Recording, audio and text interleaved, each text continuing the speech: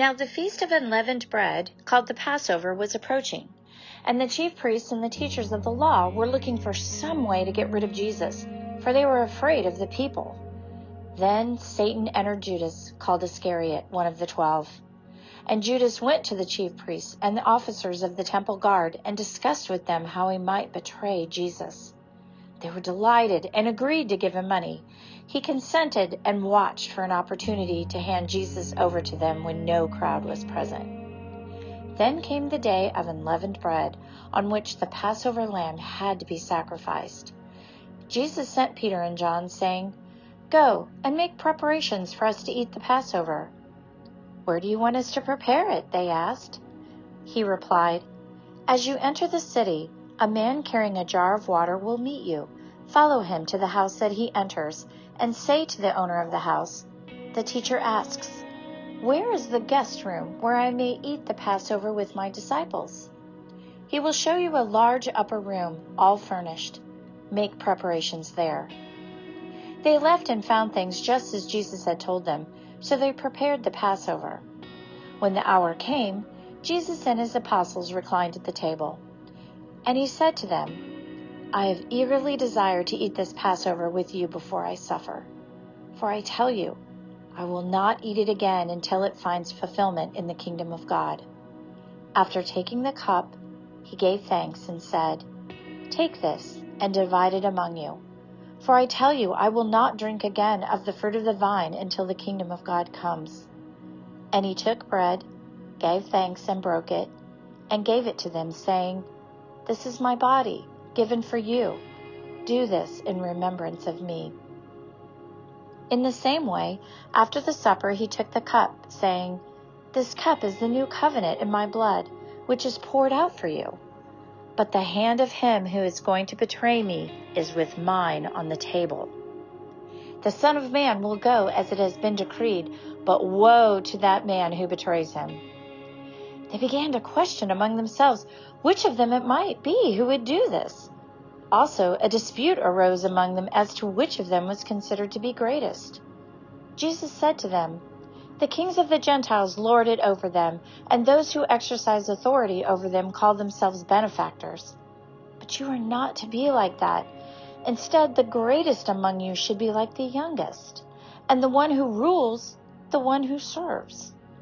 For who is greater, the one who is at the table or the one who serves? Is it not the one who is at the table? But I am among you as one who serves. You are those who have stood by me in my trials, and I confer on you a kingdom, just as my Father conferred one on me, so that you may eat and drink at my table in my kingdom, and sit on thrones, judging the 12 tribes of Israel. Simon, Simon, Satan has asked to sift you as wheat, but I have prayed for you, Simon, that your faith may not fail. And when you have turned back, strengthen your brothers." But he replied, "Lord, I am ready to go with you to prison and to death." Jesus answered, "I tell you, Peter, before the rooster crows today, you will deny 3 times that you know me." Then Jesus asked them, "When I sent you without purse, bag, or sandals, did you lack anything?" "Nothing," they answered. He said to them, "But now, if you have a purse, take it, and also a bag. And if you don't have a sword, sell your cloak and buy one. It is written, 'And he was numbered with the transgressors.' And I tell you that this must be fulfilled in me. Yes, what is written about me is reaching its fulfillment." The disciples said, "See, Lord, here are 2 swords." "That is enough," he replied. Jesus went out as usual to the Mount of Olives, and his disciples followed him. On reaching the place, he said to them, "Pray that you will not fall into temptation." He withdrew about a stone's throw beyond them, knelt down, and prayed, "Father, if you are willing, take this cup from me. Yet not my will, but yours be done." An angel from heaven appeared to him and strengthened him. And being in anguish, he prayed more earnestly, and his sweat was like drops of blood falling to the ground.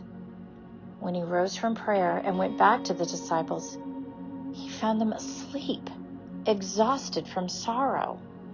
"Why are you sleeping?" he asked them.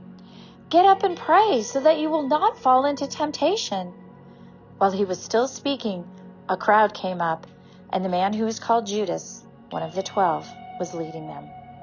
He approached Jesus to kiss him, but Jesus asked him, "Judas, are you betraying the Son of Man with a kiss?" When Jesus' followers saw what was about to happen, they said, "Lord, should we strike with our swords?" And one of them struck the servant of the high priest, cutting off his right ear. But Jesus answered, "No more of this." And he touched the man's ear and healed him. Then Jesus said to the chief priests, the officers of the temple guard, and the elders who had come for him, "Am I leading a rebellion that you have come with swords and clubs? Every day I was with you in the temple courts, and you did not lay a hand on me. But this is your hour when darkness reigns." Then seizing him, they led him away and took him into the house of the high priest. Peter followed at a distance. But when they had kindled a fire in the middle of the courtyard and had sat down together, Peter sat down with them. A servant girl saw him seated there in the firelight. She looked closely at him and said, "This man was with him." But he denied it. "Woman, I don't know him," he said. A little later, someone else saw him and said, "You also are one of them." "Man, I am not," Peter replied. About an hour later, another asserted, "Certainly this fellow was with him, for he is a Galilean." Peter replied, "Man, I don't know what you're talking about." Just as he was speaking, the rooster crowed. The Lord turned and looked straight at Peter. Then Peter remembered the word the Lord had spoken to him. "Before the rooster crows today, you will disown me 3 times. He went outside and wept bitterly. The men who were guarding Jesus began mocking and beating him. They blindfolded him and demanded, "Prophecy! Who hit you?" And they said many other insulting things to him. At daybreak, the council of the elders of the people, both the chief priests and teachers of the law, met together, and Jesus was led before them. "If you are the Christ," they said, "tell us." Jesus answered, "If I tell you, you will not believe me, and if I asked you, you would not answer. But from now on, the Son of Man will be seated at the right hand of the mighty God." They all asked, "Are you then the Son of God?" He replied, "You are right in saying I am." Then they said, "Why do we need any more testimony? We have heard it from his own lips."